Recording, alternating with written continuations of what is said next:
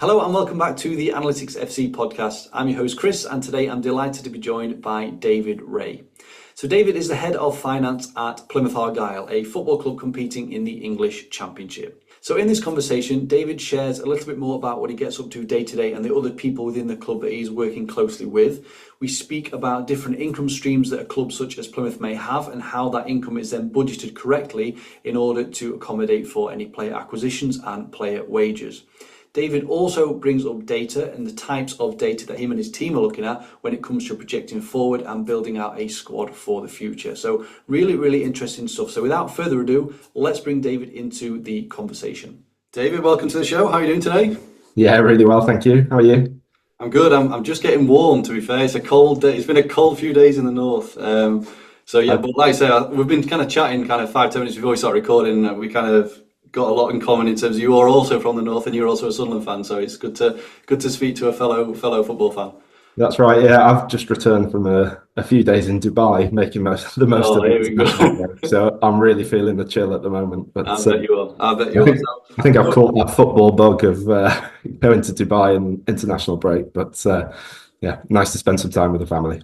Definitely. So I'll just get this off the bat right away. So I'm no financial expert, David. So what the purpose of this conversation is, what I hope to get from this is, I want to learn a little bit more about you in terms of the role that you have and how you got to that role, but also how that role specifically kind of ties in with the performance department of the club as well, in terms of building squads, buying players, selling players, etc. Because I think, from what I understand, although on paper you are down as head of finance at Plymouth Argyle, I kind of get the impression that that's not just what you do, and your role kind of encompasses a hell of a lot more than that. Yeah, sure. So should I start out, tell you a bit about my journey? Yeah, let's get some background information, definitely. Yeah, so as you've said already, grew up not far from you, so in York, but went to London at 18, went to London School of Economics, was always more on the numbers side than the wordy side, so took as many courses as I could on the numbers side of things, and ultimately graduated with a first-class honours degree from LSE, which I was really proud of and a great achievement. But you're then at the next stage and you have to think about what you want to do next. So I'd particularly enjoyed and done well in the finance, accounting courses whilst I was at university. So I decided to train as a chartered accountant. So I ended up joining a graduate scheme of a company called AlixPartners. Yeah. They're an American consulting firm.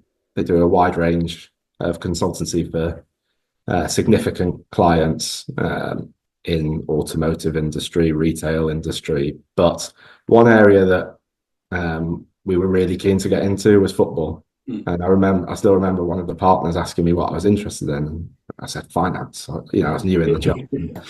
She said, no, what are you really interested in? And I said, football.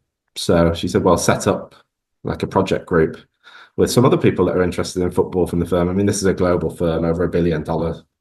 So there are going to be people with shared interests. Yeah. So I did just that. And we met every month for a period of time and started building up a pack of credentials and opportunities to work as consultants in football.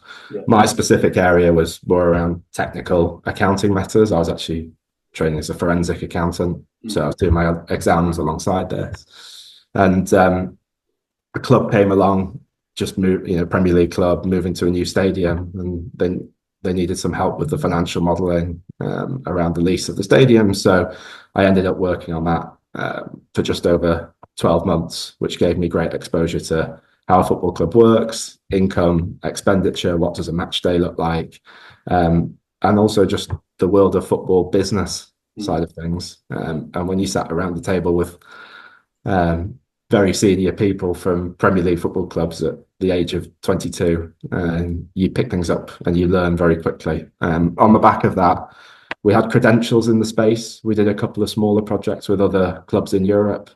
And then towards the end of my time at AlixPartners, I worked on one major case defending a club's financial fair play claim that had been brought against them. Worked on that for about 2 years. So getting into the real detail of financial fair play, which, to be honest, serves me well in my role now. But I was working for a consulting firm, and there was a good chance that I would end up not working in football anymore. And I'd realised that it was a passion of mine, and I played football. I refereed as well, actually, and I also watched football. I had a season ticket at a championship club, which I think you know well, for about 25 years. So when you've got the opportunity to mix your passion with your career and your profession, I really didn't want to let it go. And the opportunity came up, head of finance on the executive team at Plymouth Argyle.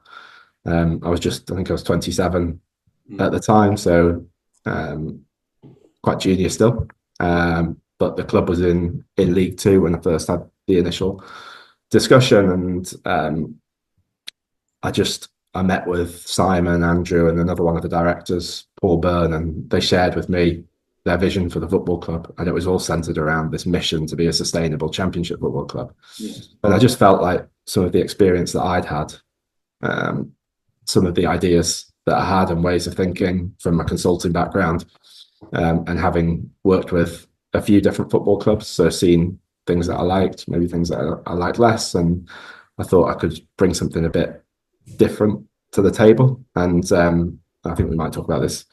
It'd be interesting to talk about it in a bit more detail, but also shared good alignment with the way that Simon, Andrew, the rest of the board want the football club to work, which is strong decision making, try and remove the impact of bias and utilize data analytics where possible. And that's been a big focus. And that's, people automatically just think that's about player recruitment, but it's not. We use it across the whole of the organization, and I think it's been a big factor in our success. So in applying that, well, the club's had two promotions since 2020 when I joined. This is my 5th season with the club now. Turnover's gone from 8 million to 30 million to over 30 million this season. It's significant growth for any business, but I'd like to think some of those principles that we spoke about before I even joined Argyle have served us well and really contributed towards that success, both on the pitch and also off the pitch. Yeah, definitely. I mean, obviously, you've been there, you said this is kind of your 5th season, but just to paint the picture for those that might not know, so Argyle they did actually go into administration in this, sort of 2010, 2011, so they've gone through some very tough financial times, and the fact that they've kind of bounced back and now in the championship, obviously, at the moment. So you also touched upon Simon as well there, so I just want to ask a little bit on Simon. So does Simon also come from that finance background as well? Does that tie in well with how it all works with you? Yeah, I think it does from a principle and how we operate kind of view, but Simon's more from an investment side of things. So Harding Loevner, his company, they invest in like long-term, in companies to gain a long-term return, basically. Yeah. But in doing so, they make use of data information, making decisions informed decisions based on fact, and trying to remove some of the bias that creeps into decision making. And football's no different. Yeah. We're all football fans, and we all like sitting out there on a Saturday afternoon and saying he should have done this or he should have done that, or this, why don't we sign this player? But there's probably quite a bit of bias creeping into those opinions there, and so I think there are similarities between the investment world that Simon's come from and also running a football club, and that kind of informed decision making can work on both sides of things. But I'm more of an accountant. I'm a chartered accountant, and I've got responsibility for the club's finances, cash flow, financial statements, forecasting, financial decision making, risk management, etc. But yeah, there's definitely alignment. Nice. So we're going to jump into a few of them things that you mentioned there. So can we just kind of paint the picture in terms of, we've mentioned they're competing in the championship at the moment. So the championship, I want to ask you why is the championship so good, David, as a competition? Why is it so competitive? And I think we spoke a little bit before we started recording in terms of the varying teams that make up the championship. So if you can talk a little bit about kind of the competitive nature of the league that you're competing in. Yeah, sure. I mean, it's an interesting place, the Championship, and obviously it's a journey. It's been a journey for us to get there. So I joined just after promotion to League Two, from League Two to League One. Spent some time in League One. We improved every single year. I mean, League One's a really competitive league. But the major difference in the Championship is the financial landscape, which is obviously very, very relevant to what I do. And you've got clubs coming down from the Premier League with parachute payments, budgets which are probably like 7, 8, 9 times the size of our player wage budget. And yet we're expected to go out there on a Saturday afternoon and compete. So you've got to find other ways to compete. And I think clubs in the Championship are really good at doing that. I mean, you've probably seen a shift on the recruitment side of things to a more global recruitment approach from many clubs. The use of data analytics has really come into the world of football. But I think when you're that one step away from the Premier League, I think clubs look to try and go that extra step to try and get there. And to be honest, that probably results in them stretching themselves financially a bit. And if you look at Championship clubs, the losses can be up to like £2 million a month over the course of a season. We can't operate like that. I mean, our mission is to be a sustainable Championship football club. That doesn't mean that we haven't invested over the years. We have, but in infrastructure projects, or more recently in players who we think will have value into the future that will serve the club well in the longer term, rather than just trying to make a short-term gain to try and get to the Championship. But there are other clubs who do that, and what that does is it makes it extremely competitive, but at the same time exciting. And we've got great talented players coming into the division, and it makes for a great product on a Saturday afternoon. And that's the beauty of a league with promotion and relegation, playoffs. You've seen how tight it is at the moment. Definitely. We played Millwall a couple of weeks ago, and they were down near us in the league, and then they're flying now, aren't they? They're up near the playoffs. So it's a couple of wins can catapult you up the league, and that's why it's such a brilliant league, I think. But it is tricky from a financial perspective. I bet. So where does Plymouth fit in so are you bottom sort of, in terms of budget, I mean, but in terms of the spend, just a rough guide for people to ascertain where you sit? Well, I think we finished 21st. We stayed up on the final day of last season, so we were the space above the relegation zone, which gave a nervy final game of the season, which we won 1-0. But I mean, I think it's safe to say that we outperformed our budget yet again, so that gives you an indication. There's no question we've got one of the lower budgets in the league, but that's something that we're looking to grow over time by looking for new investment, which, as we've done in the past, can help unlock over time more budget for the first team and make us more competitive. So whether that's more seats in the stadium, we sell out every week. We've got a significant season ticket waiting list. So if that's financed to give us more seats in the stadium, or more recently we've just started it's over £20 million development of an academy, which, because of our geography, gives us an opportunity. And all of these investments are to try and serve the club longer term, ultimately with the aim of making us more competitive on the pitch, and hopefully one day with a chance of getting Argyle into the Premier League, which hasn't happened before, but we'd love to see it. Yeah, definitely. So you mentioned very close to relegation last time. So how much of a difference from budgeting perspective does that check? Because obviously you went up from League One, kind of over 100 points, if I remember, to get up there. How much of a difference is the League One to the Championship? I know you mentioned the rich clubs that are maybe coming down from the Premier League and stuff, but and with you being so close to relegation back then, in terms of last season, like, how do you forward think, okay, if we go down, this is how it's going to change? Like, how do you think about stuff like that, David?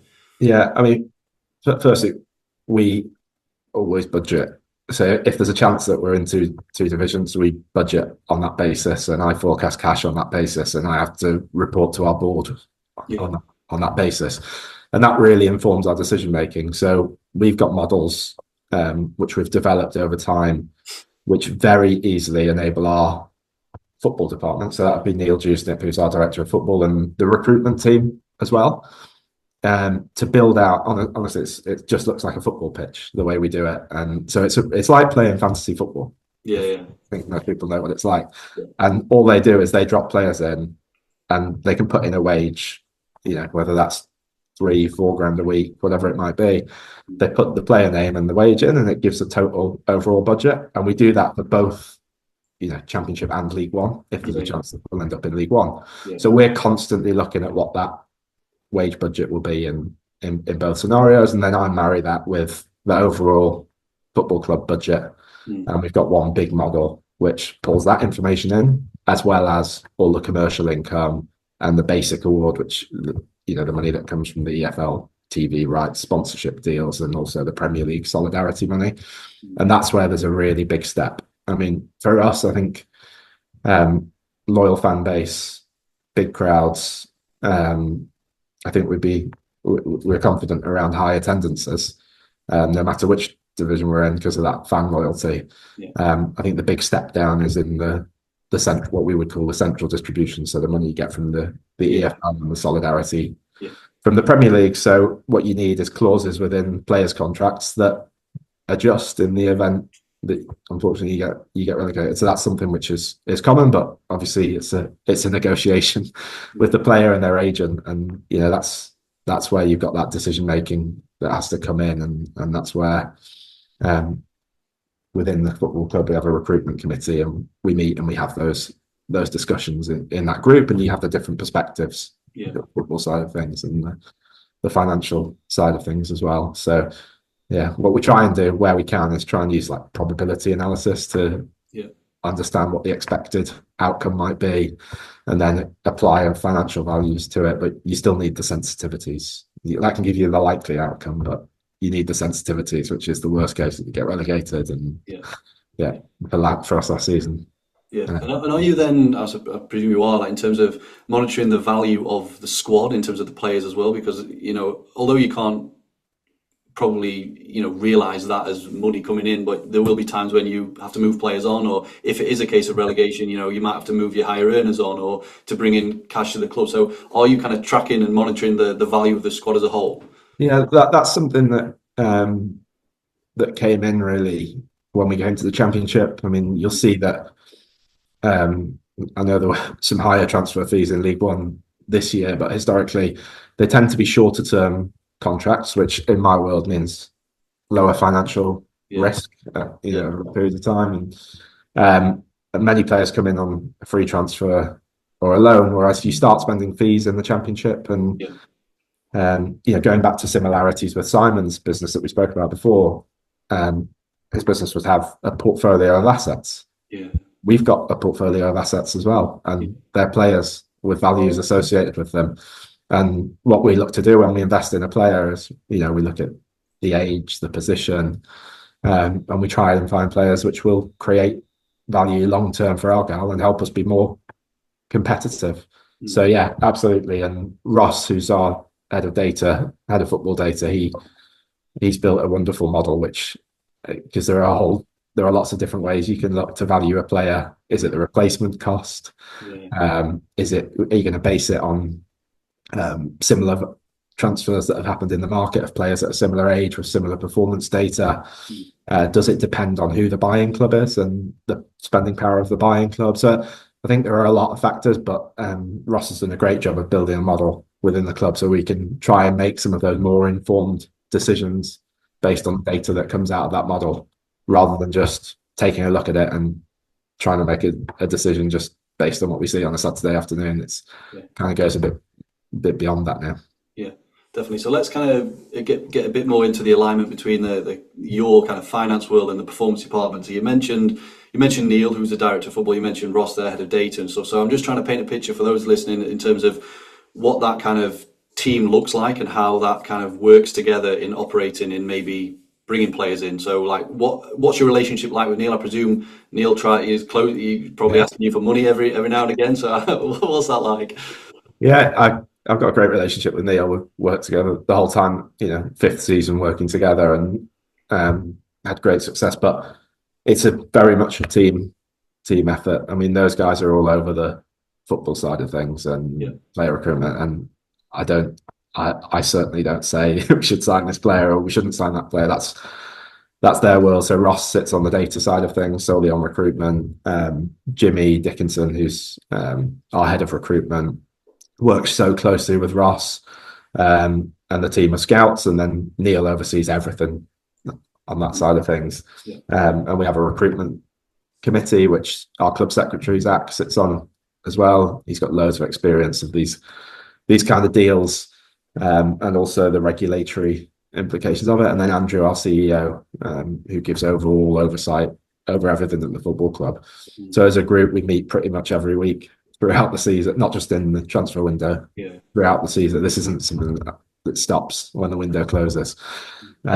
We meet pretty much every week, but my primary view is around financial risk. So if we're investing in a player, it's no different to if we're investing in a new stand for the stadium or a new academy. It's a financial investment, and one of my responsibilities is to protect the financial assets of the football club.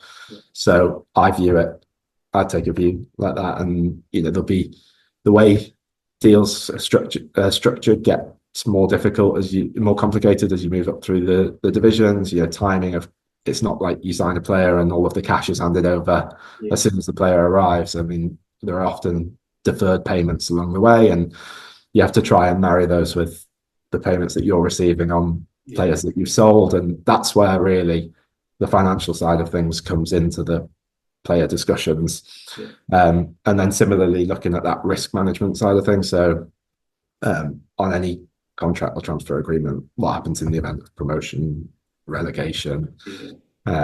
So quite a few considerations, but my work with Neil and the rest of the recruitment team is more around the financial side of things and trying to help them where I can understand the budget and the best use of the budget, and making sure that we stick to the budget.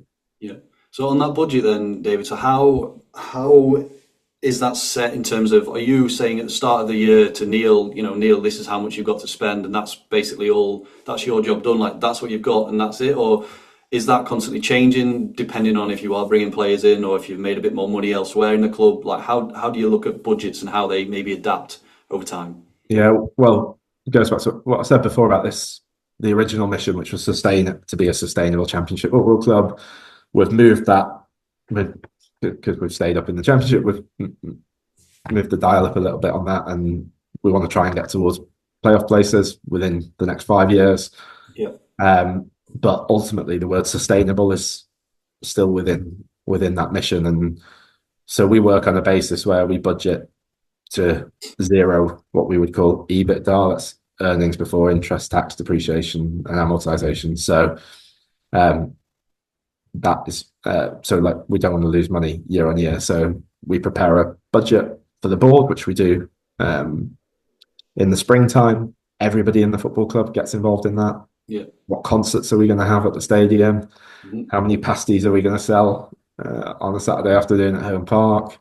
What are our travel costs to away game? You can imagine just the number of assumptions that go into that model, but it needs to come out at zero, at a sustainable value. So ultimately, the balancing figure really is the playing budget, and the aim whilst we're going through the budget is to get that as high as possible. So we try and task the numbers, bigger commercial deals, bigger concerts, more hospitality income, more income from retail. And we've done that over the years. And I mean, it's budgeting. It's one of the modules you do when you study your accounting, whether that's at university or for your chartered exams. And it can be quite motivating, or it can become demotivating if you stretch it too far. So we try and hit that sweet spot. And that's no different with the football budget. We want to be as competitive, and we absolutely try and maximise it as much as we can, but we're not going to risk the future of Argyle. So it's kind of a trade-off that you've got to manage. So if there's any Plymouth fans watching, if they all bought an extra pasty at the game, then there might be a few extra players coming in. You never know. We look at everything now. We I can see we've got dashboards in Power BI where you can see the number of pasties sold from each individual kiosk around the stadium. I can see who served them. You can see how quick they're serving them. Should we put this person's faster at serving someone? Should we put them in this part? Stadium. Why did we sell more pasties on a Tuesday night than we did on a Saturday? Maybe we need to stock more pasties on that's the kind of thing where I'm saying we use data to try and inform those decisions and make those decisions. It's not just around recruitment. It's all aspects of running the football club. Yeah, definitely. So in terms of then I'm sure the biggest cost that the club has is on kind of player wages and player, what is the percentage, just roughly, you don't have to give me exact figures, David, but in terms of percentage of revenue to wages at Plymouth, how does that look, and how does that maybe compare to other clubs in the league as well? Yeah, I mean, I think you see quite a few graphics going around on, online, on social media, around wages to turnover of Championship football clubs, in that some of them are over 100%. So they're spending more on wages alone than they're generating in income. Given what I've just said about sustainability, there's no way we can do that. And our wages to turnover, player wages to turnovers, would be probably below 50%, which I would expect to be the lowest in the Championship. The reason for that is we've got significantly diversified income.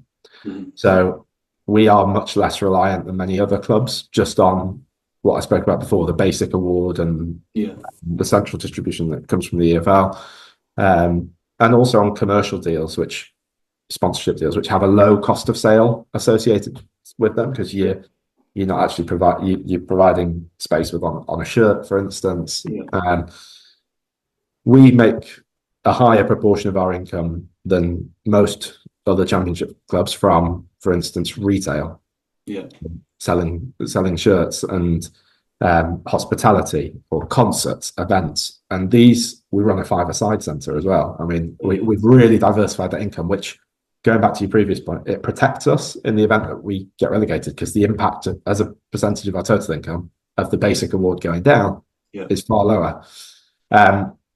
So what it also means is that we've got a higher cost of sale. So the delivery of a shirt, we have to buy the shirt, in our case from Puma, which goes to a fan, but there's a cost associated with that. So that probably means that our revenue is quite a bit higher, but our costs other than players as a percentage overall is also quite a bit higher than other football clubs. So we're a very unique case, but we're proud of it, and it's been a big part of our success over the years. And we continue trying to find new ways of creating more margin, which ultimately helps us boost the playing budget. But we're certainly at the lower end in terms of wages to turnover, that's for sure.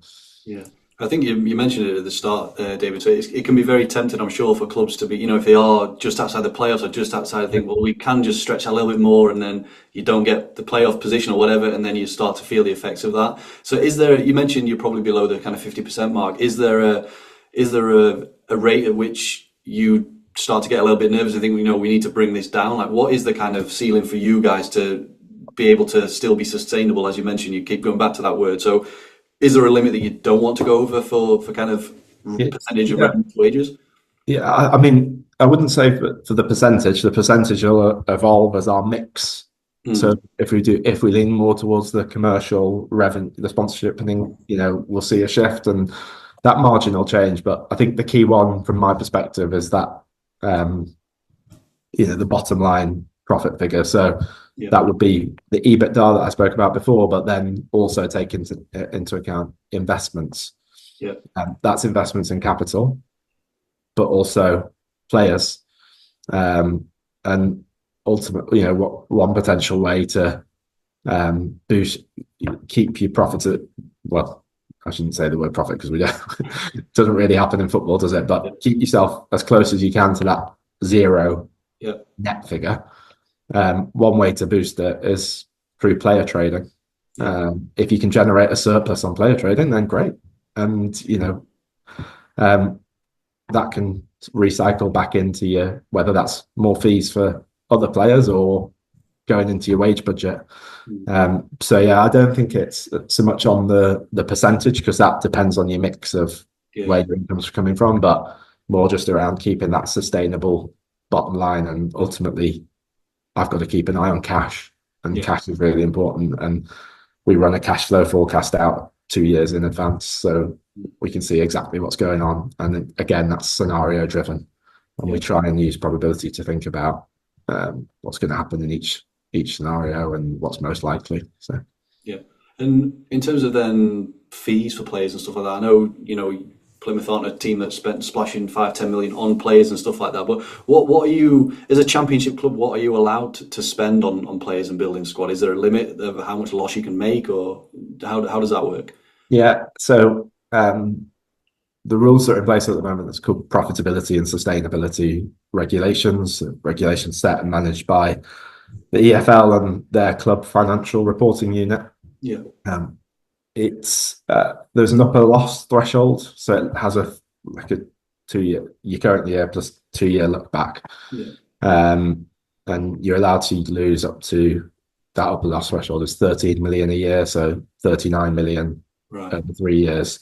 Clearly, given what I've just said about sustainability, you'd expect us to have significant headroom in that calculation, but for other clubs, they take it right up to the 39 the threshold, but that's each individual club's strategy. And I think it'll be interesting just to see how financial regulation in football evolves over the coming years and coming seasons, especially with will there be more government involved? Will there be a regulator in place? What does that look like?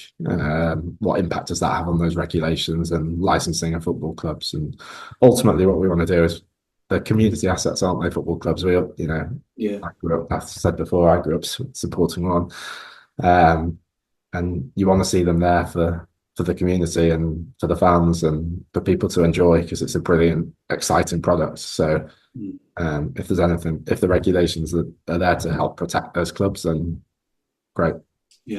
So you've touched upon kind of player trading, which is obviously we can speak about that in a bit more detail as well, but in terms of kind of different types of deals that are done for transfers, and what I mean by that is kind of how the deals are structured, whether that be kind of player bonuses or sell-on clauses or release clauses, stuff like that. Is that something that you're kind of involved in that as well, David, in terms of, if you were to sell a player? Because again, it comes down to modelling what income you might have in the future, whether it be a sell-on clause. Is that something that you have to think about, or is that more of a Neil thing, or is it a combined effort? It's that committee that we spoke about before. I mean, as I said, I do not get at all profess to get involved in which player we should sign or anything like that, but I'll try and help in every way I can with the budgeting side of things. And with any player that we're buying or selling, if there's a sell on, you might be able to put, for instance, if you bring in a player in, you might be able to put some more money down on the table today, which reduces the sell on percentage. And you might want to do that if you think that player is going to be worth a lot of money in the future and going to generate a significant transfer fee in the future. So you could put down less money now.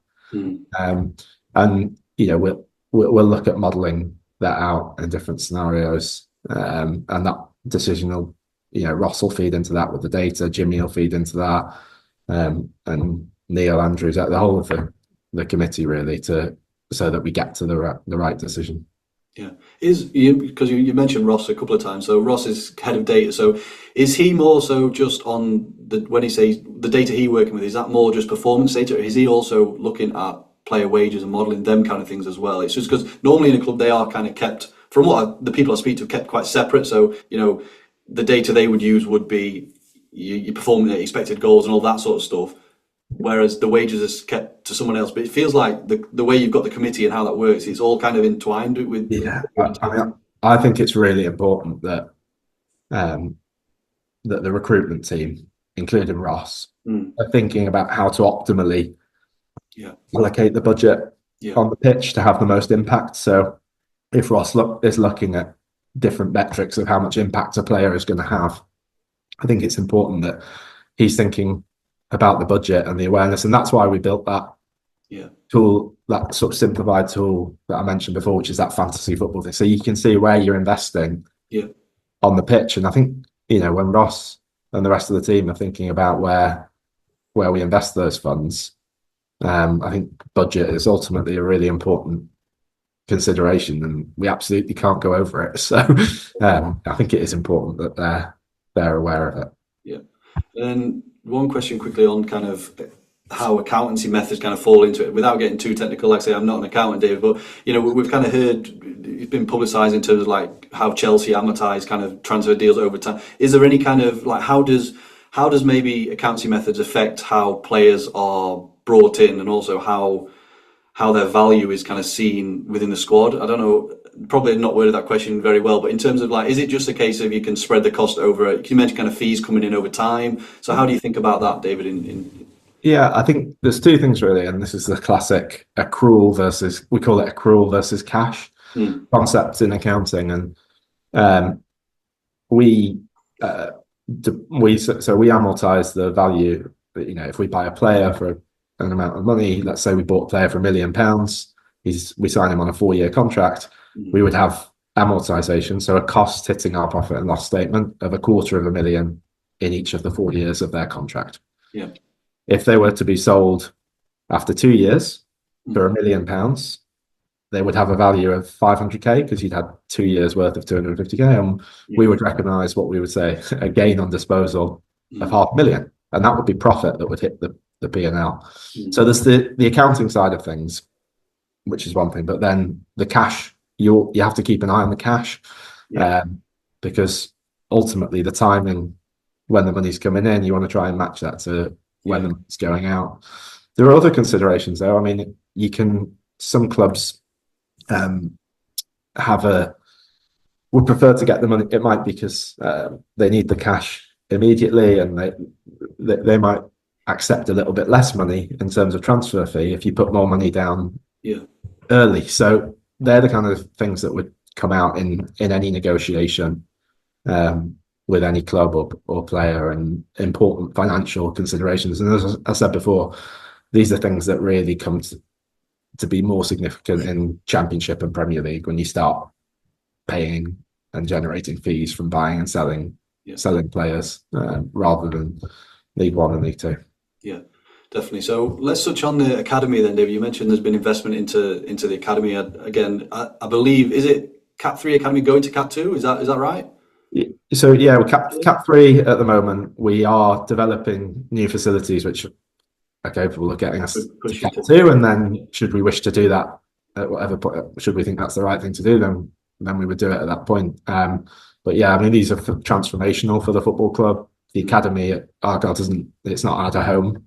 They play at higher facilities around, well, to be honest, all over Devon and Cornwall.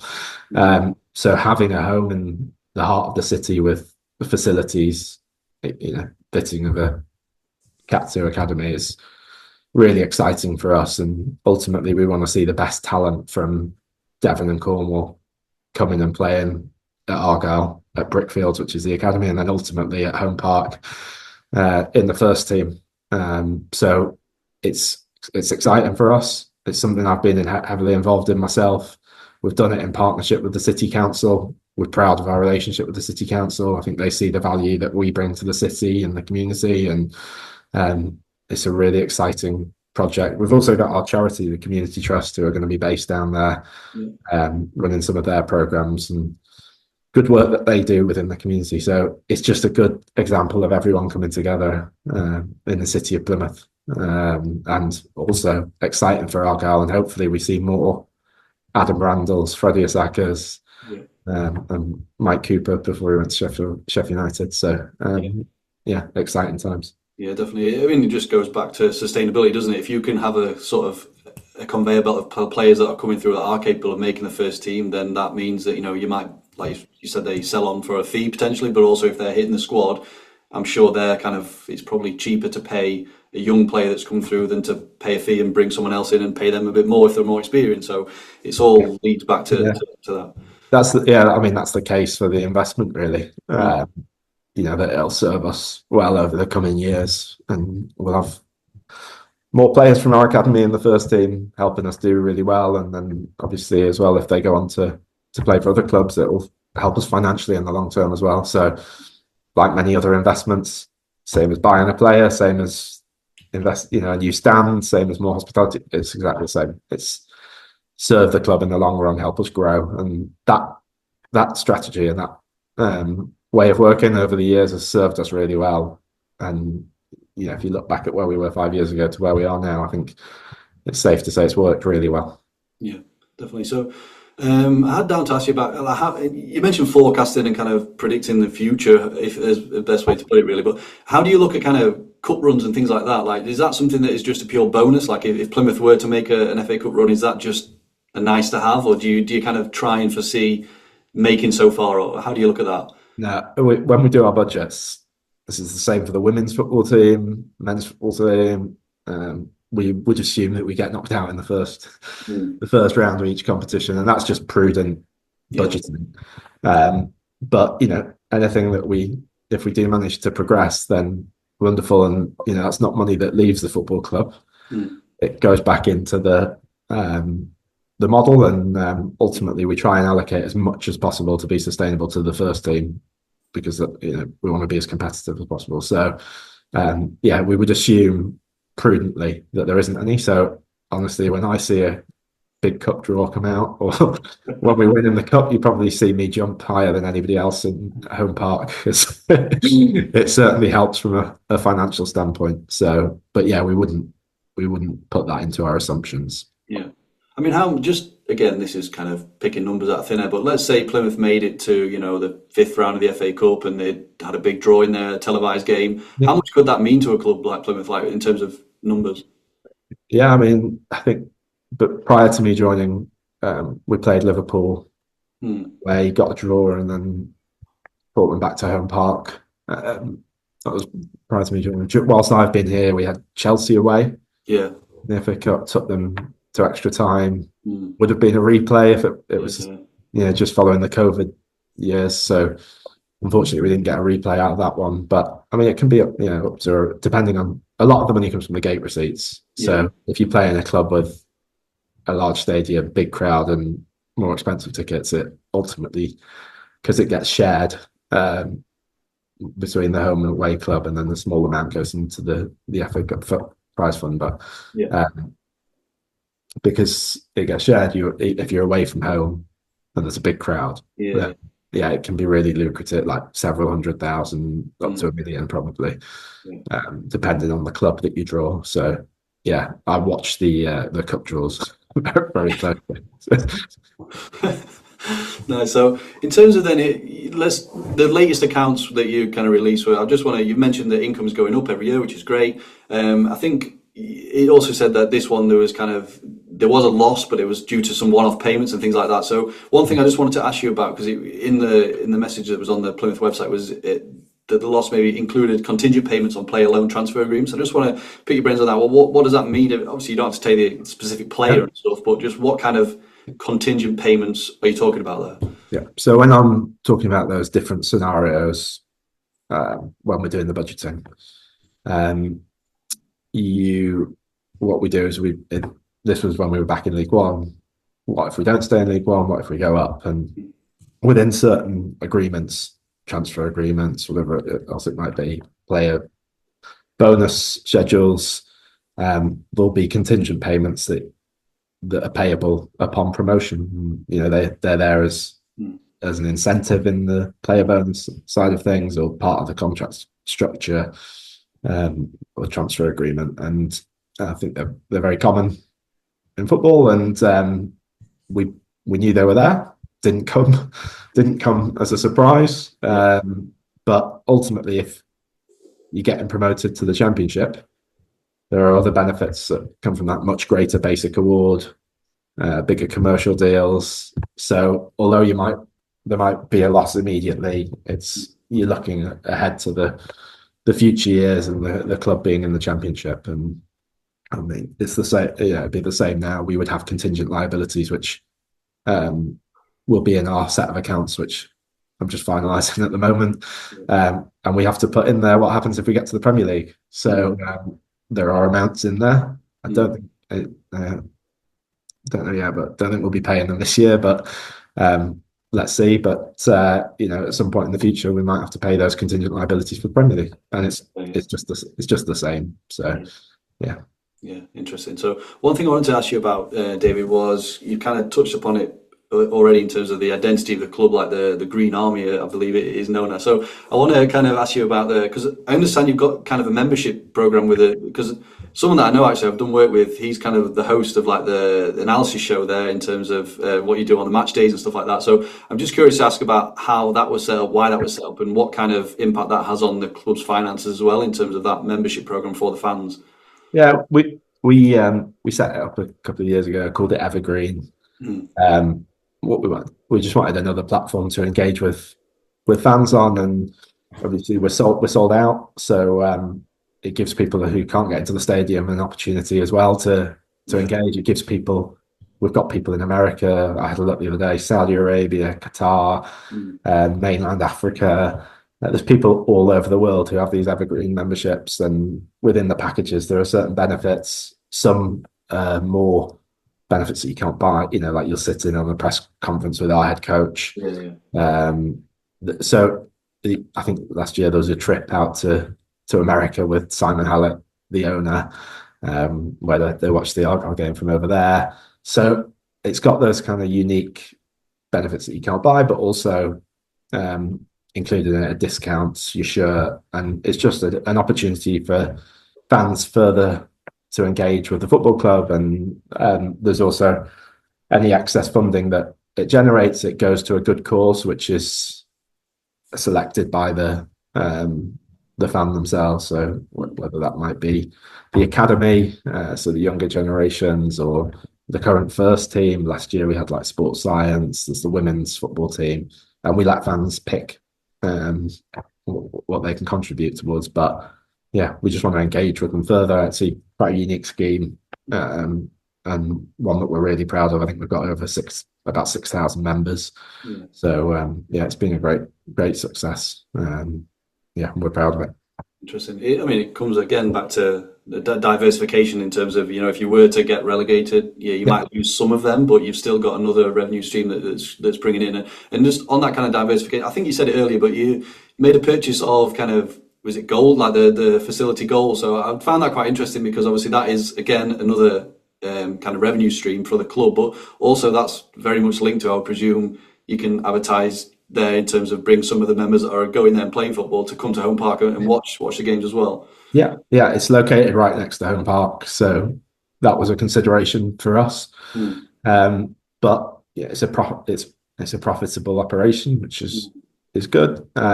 So it helps, diversify. We looked at the payback versus the investment and did some analysis on what the right valuation. We did like multiple analysis for the valuation, and it's just like any other investment, as I said before.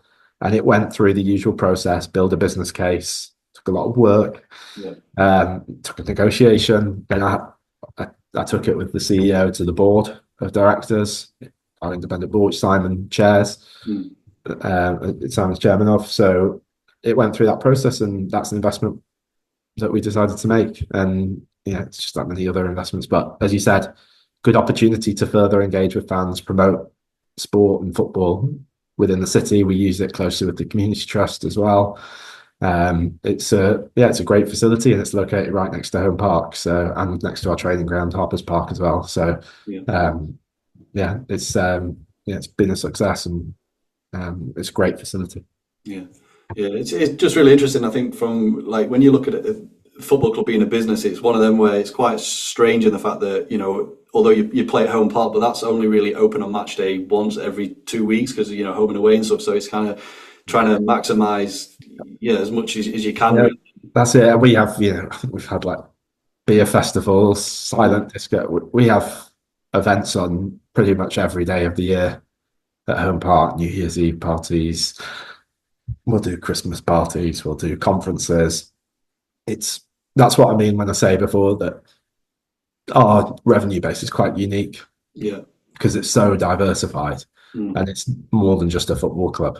So if you're running I don't think there are many football clubs running five-a-side venues, for instance. So it's it's a diversified approach which protects us in different scenarios, but also helps us be more profitable and generate more income that can be put into the football club.